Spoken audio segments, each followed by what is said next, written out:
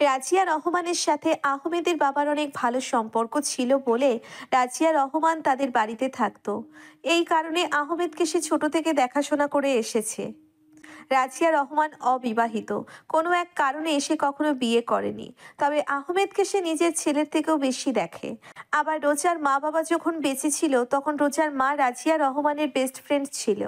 সেই কারণে ছোটবেলা থেকেই রোজা রাজিয়া রহমানকে অনেক ভালো করে চেনে। রোজার মা বাবা মারা যাওয়ার পর থেকে রোজাকে রাজিয়া রহমান নিজের মেয়ের মতো করে দেখে এসেছে। বলতে গেলে সে রোজা এবং আহমেদকে নিজের ছেলে মেয়ের মতো করে দেখে।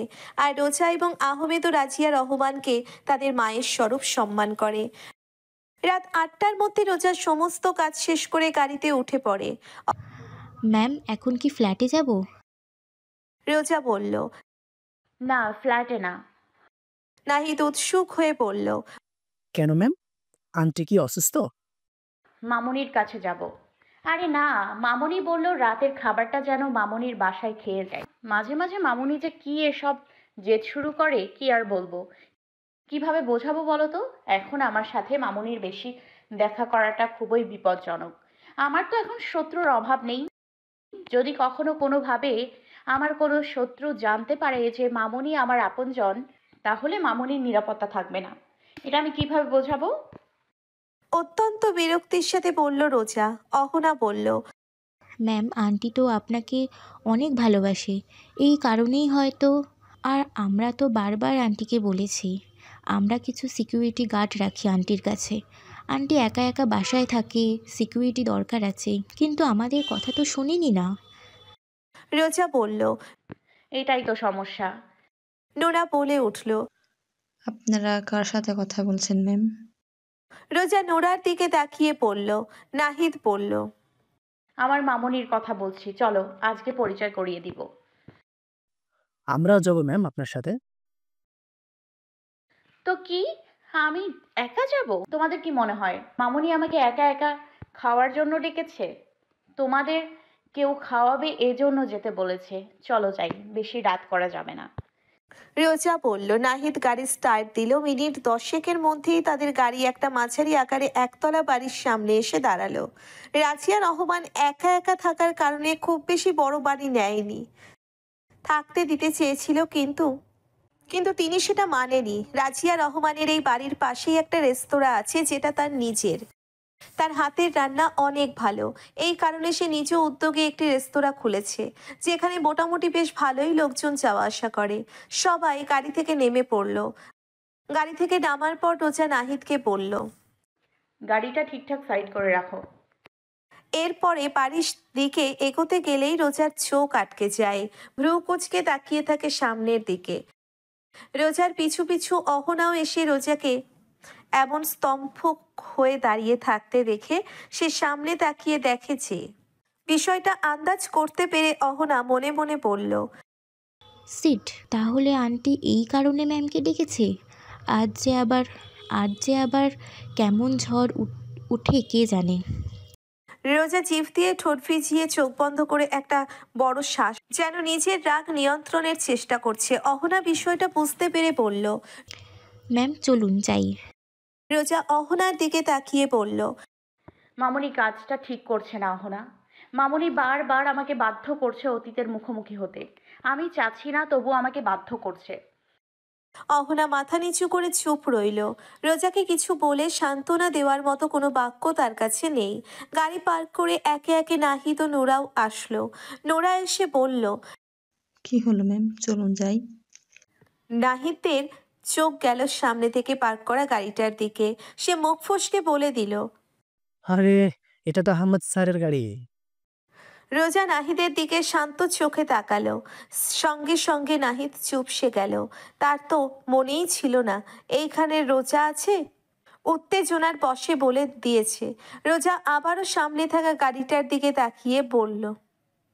নাহিদ, গাড়ি বের করো, চলো ফ্ল্যাটে ফিরে যাব। অহনা বলে উঠল। ম্যাম, এটা ঠিক হবে না।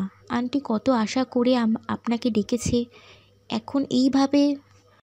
রোজা তাকে থামিয়ে দিয়ে বলে উঠল। অহনা, তুমি বুঝতে পারছো না যে এটা একটা প্ল্যান? আমাকে ইচ্ছে করে মামুনি এরকম বিভ্রান্তিকর পরিস্থিতিতে ফেলেছে। সত্যি সত্যি যদি আমাকে খাওয়ানোর জন্য ডাকতো বা আমাকে মিস করছে অনেকদিন পর দেখবে এমন মনোভাবে যদি ডাকতো, তাহলে শুধুমাত্র আমাকে একা থাকতো, শুধুমাত্র আমাকে একা ডাকতো, শুধু শুধু আমার অতীতকে এভাবে টেনে আনতো না, এই লোকটাকে ডাকতো না। একটু থেমে রোজা আবারও বলল।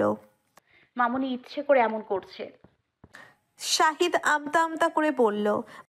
ম্যাম, আন্টি অনেক কষ্ট পাবে। চলুন আমরা যাই। আপনাকে স্যারের সাথে কোনো কথা বলতেই হবে না। আমরা জাস্ট যাব, টেবিলে বসবো, খাবো, আন্টির সাথে কথা বলবো, চলে আসবো। ব্যাস, আর কিছু লাগবে না। আন্টির কথা একবার অন্তত ভাবুন। নাহিদের কথাই যুক্তি আছে। রাজিয়া রহমানের কথা ভেবে রোজা নিজেকে ধাতস্থ করলো। তারপরে সবার উদ্দেশ্যে বলল।